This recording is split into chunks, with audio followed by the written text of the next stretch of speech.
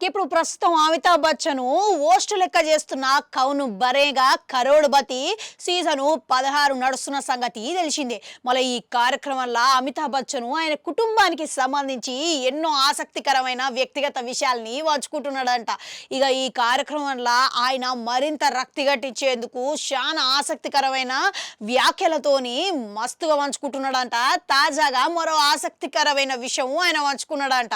నా కుటుంబానికి అతిథులు వచ్చినా గానీ బంధువులు ఉన్నా వాళ్ళతోని నా భార్య జయ బెంగాలీలో మాట్లాడుతుంది. ఆమె చుట్టూ ఎవరున్నా కానీ పట్టించుకోకుండా బెంగాలీలా గలగల మాట్లాడుతుంది. నాకేమో గా భాష అర్థం కాకపాయే, అయినా నేను నటిస్తా వచ్చినట్లుగా.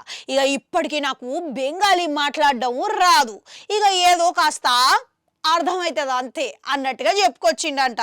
ఇక నేనేమో ఒక బెంగాలీ మహిళను పెళ్లి చేసుకున్నాను, నా సోదరుడేమో సింధీకి చెందిన ఒక మహిళని వేసుకున్నాడు, ఇక నా కూతురేమో పంజాబీ అబ్బాయిని వేసుకున్నది, నా కొడుకేమో కన్నడ పిల్లని వేసుకున్నాడు.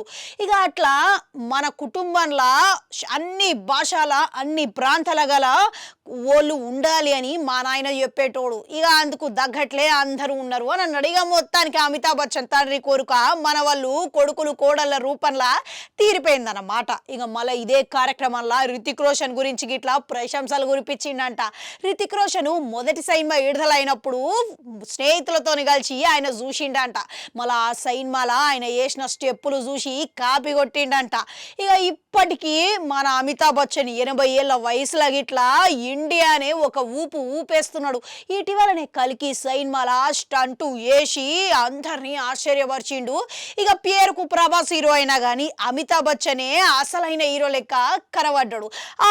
అమితాబ్ బచ్చన్ కల్కి సినిమాల 2వ భాగంలో ఇట్లా ఇప్పుడు ఎంతవరకు ఈయన పాత్ర ప్రాధాన్యత ఉండొచ్చు అంటారు? కామెంట్లలో కామెంట్ పెట్టుర్రి. అట్లనే అడగంటుంటే అది కూడా నొక్కరి మళ్ళొస్తా.